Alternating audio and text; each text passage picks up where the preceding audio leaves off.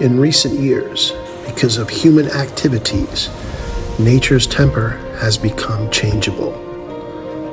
Global epidemic, enlargement of ozone hole, the flood that invaded the city, acid sedimentation, glacial melting, global warming, drought, debris flow.